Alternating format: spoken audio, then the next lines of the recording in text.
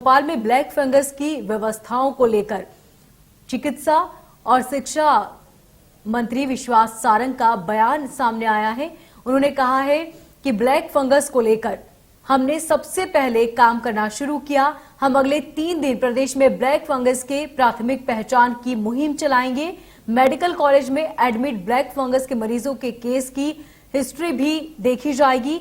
Nasal और endoscopy के तहत जांच भी की जाएगी और देश में मध्य प्रदेश पहला ऐसा राज्य है जहां इस तरह की मुहिम चलाई जाएगी।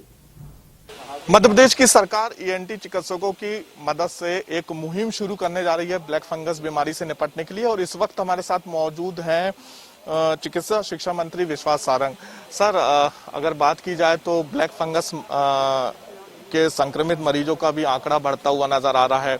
एक मुहिम मध्य प्रदेश की सरकार शुरू करने जा रही है, तो किस प्रकार से ये पूरी मुहिम पूरे मध्य प्रदेश में चलाई जाएगी? देखिए, मध्य प्रदेश में ब्लैक फंगस की रोकथाम के लिए हम 2 स्तर पर काम कर रहे हैं। एक तो इसकी भयावहता कम हो, उसमें ये स्टडी कहती है कि यदि नाक में ही इसको रोक लिया जाए तो ये आंख में और ब्रेन तक नहीं पहुंचती। इसलिए हम अगले 3 दिन एक विस्तृत और समग्र अभियान चला रहे हैं, जिसमें हमारे मेडिकल कॉलेज की ईएनटी के डॉक्टर्स और प्राइवेट सेक्टर के भी जो ईएनटी एसोसिएशन है, उसके पूर्व अध्यक्ष डॉक्टर एसपी दुबे के सहयोग से हम विभिन्न शहरों में प्राइवेट सेक्टर में जो ईएनटी स्पेशलिस्ट काम कर रहे हैं उनसे भी निवेदन कर रहे हैं कि हम नेजल एंडोस्कोपी की एक विस्तृत मुहिम चलाएंगे, जिसमें ये सुनिश्चित करेंगे कि यदि किसी कोरोना मरीज को या पोस्ट कोविड मरीज को यदि ये ब्लैक फंगस के प्रमाण मिलते हैं तो तुरंत उसका हम इलाज करा सकें।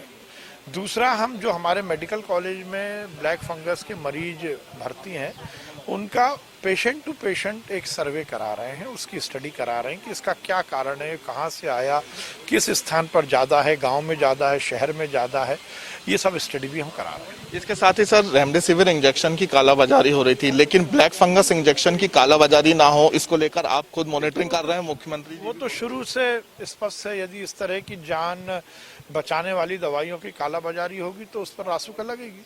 बिल्कुल। इसके साथ ही अगर बात की जाए तो कल भी इसको लेकर एक प्रेजेंटेशन पेश किया गया था, क्योंकि अब लगातार संक्रमण ब्लैक फंगस का भी बढ़ता हुआ नजर आ रहा है। आने वाले समय में सरकार क्या कुछ और फैसले इसके लिए ले? सरकार ने स्पष्ट किया है कि इस तरह की कोई भी जानलेवा बीमारी होगी, सरकार उसका इलाज करेगी। हमारे मेडिकल कॉलेज में पूरी तरह निःशुल्क हमने इलाज शुरू किया है। देश में पहला ऐसा राज्य मध्य प्रदेश बनने जा रहा है कि ईएनटी चिकित्सकों की मदद से मुहिम शुरू कर रहे हैं आप लोग। इसके पहले भी कोविड सेंटर को पोस्ट कोविड सेंटर में तब्दील किया गया था, तब भी देश में पहला ऐसा। हमने मध्य प्रदेश में इस बीमारी के रोकथाम के लिए बहुत सारे आउट ऑफ बॉक्स निर्णय लिए और नए नए प्रयोग किए। पोस्ट कोविड केयर सेंटर भी देश में हमने इसीलिए स्थापित किया पहली बार कि वो पेशेंट जो कि अस्पताल से ठीक होकर डिस्चार्ज की स्थिति में आते हैं पर उनको बहुत सारी प्रॉब्लम्स रहती है, वो हमारे पोस्ट कोविड केयर सेंटर में आएंगे। उनको हम एग्जिट प्रोटोकॉल है उसका पूरी तरह से ज्ञान देंगे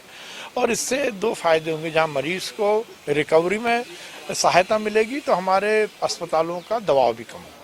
बिल्कुल। तो साफ तौर पे कह सकते हैं कि मध्य प्रदेश देश में पहला ऐसा राज्य है जहां पर ईएनटी चिकित्सकों की मदद से एक मुहिम शुरू करने मध्य प्रदेश की सरकार करने जा रही है। इसके साथ ही ब्लैक फंगस बीमारी को कैसे रोक सके, इसको लेकर लगातार मुख्यमंत्री शिवराज सिंह चौहान और चिकित्सा शिक्षा मंत्री विश्वास सारंग भी मॉनिटरिंग कर रहे हैं। कैमरामैन अरविंद साहू के साथ कुलभूषण सक्सेना, इंडिया न्यूज भोपाल।